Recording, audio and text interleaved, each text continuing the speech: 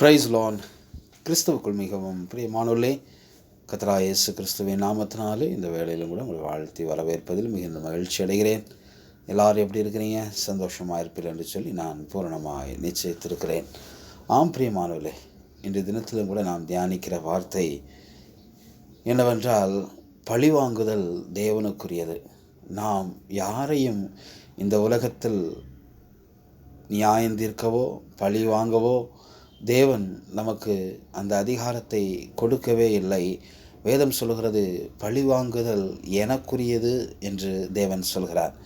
நாம் இந்த உலகத்தில் யாரையும் பழிக்கு பழி வாங்கக்கூடாது. எனக்கு பிரியமானவர்களே, நியாயந்திருக்கும் வேலையை தேவனிடத்தில் நாம் விட்டுவிட வேண்டும். ஹல்லேலூயா.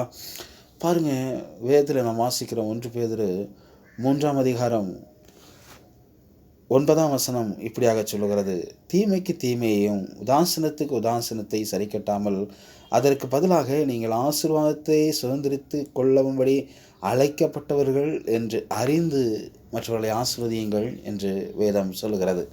ஹல்லேலூயா. பாருங்கள், யோசேப்பினுடைய வாழ்க்கையில் அவனோட சரித்திரத்தை நீங்கள் பார்ப்பீர்கள் என்றால், எனக்கு மிகவும் அந்த சரித்திரம் யோசேப்பினுடைய சரித்திரத்தை பார்க்கும் பொழுது மிகவும் ஆச்சரியமாக இருந்தது. பாருங்கள், யோசேப்பு 50 அதிகாரம் 19 இப்படி சொல்கிறது, யோசேப்பு அவரை நோக்கி பயப்படாதிருங்கள், நான் தேவனா என்று சொல்லி அங்கே கேட்கிறான். தன்னுடைய சகோதரர்கள் அவனுக்கு வெகு தீமைகள் செய்ய முயற்சி எடுத்தார்கள். அவனுடைய சொப்பனம் எப்படி நிறைவேறுகிறது பார்க்கலாம் என்று சொல்லி தண்ணீரில் இல்லாத வெறுங்குழியில் அவனை போட்டு விட்டார்கள். பின்னாடி வரக்கூடிய ஒரு பிரஜாதி மக்களிடம் யோசேப்பை விற்று போட்டார்கள் அவனுடைய சகோதரர். ஆனால் யோசேப்பு சொல்லுகிறான் தன்னுடைய சகோதரரை நோக்கி, நான் என்னை பார்த்து பயப்படாதீர்கள், நான் அவன் ராஜாவாக இருக்கும் பொழுது அவனை தேடி அவனுடைய சகோதரர் வருகிறார்கள். யோசேப்பு சொல்லுகிறான், நீங்கள் பயப்படாதீர்கள், நான் தேவனா பழி வாங்குவதற்கு என்ன சொல்லுகிறான். எத்தனை ஒரு ஆழமான வார்த்தை. இயேசு சொன்னார், உங்கள் சத்துருக்களை சிநேகியுங்கள் என்று சொன்னார். ஒருவரும் உங்கள் சகோதரருக்கு விரோதமாக முறையிடாதீர்கள், நியாயாதிபதி வாசல்படியில் நிற்கிறார் என்று சொல்லி யாக்கோப்பிலே நாம் பார்க்கிறோம். அவள் பாருங்கள், யோசேப்பு சொல்லுகிறான், அவர்களை நோக்கி பயப்படாதிருங்கள், நான் தேவனா என்று சொல்லுகிறான். எத்தனை ஆழமான வார்த்தை, எத்தனை ஆழமான வார்த்தை. எல்லா முடிவு எடுக்கவும் முழு அதிகாரமுள்ள யோசேப்பு சொல்லுகிறான், நான் தேவனா.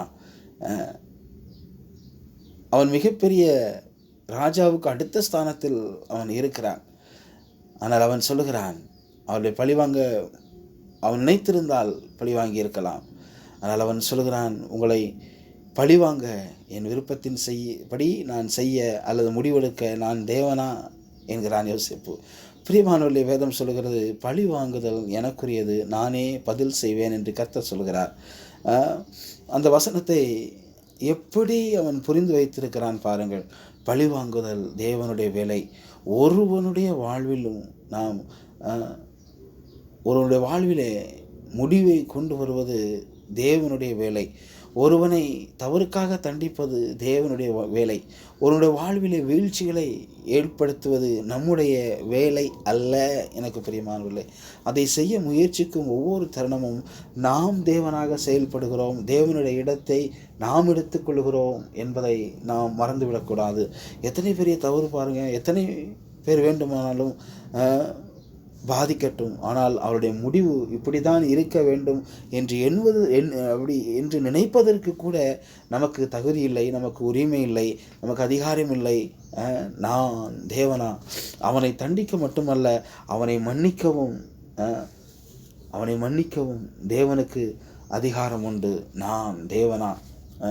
இப்படி நடந்தால் அவன் திரிந்து விடுவான் என்று தேவனுக்கே ஆலோசனை சொல்ல நான் தேவனா.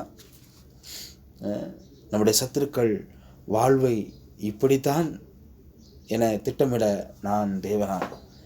பழி வாங்குவதிலும் பதிலளிப்பதும் என்னுடையது அல்ல என்றான் யோசேப்பு. ஆம், நாம் தேவனா.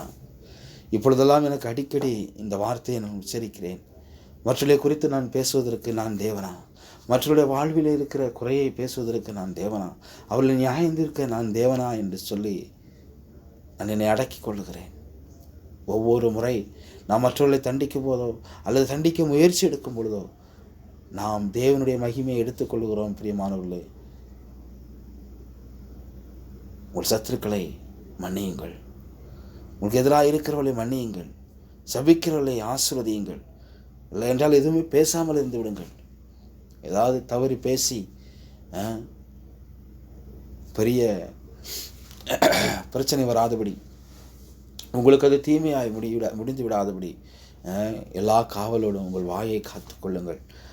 எல்லா காவலோடும் காத்துக்கொள்ளுங்கள். பிரியமானவர்களே, பழி வாங்குதல் நம்முடைய வேலை அல்ல, பழி வாங்குதல் தேவனுடைய வேலை.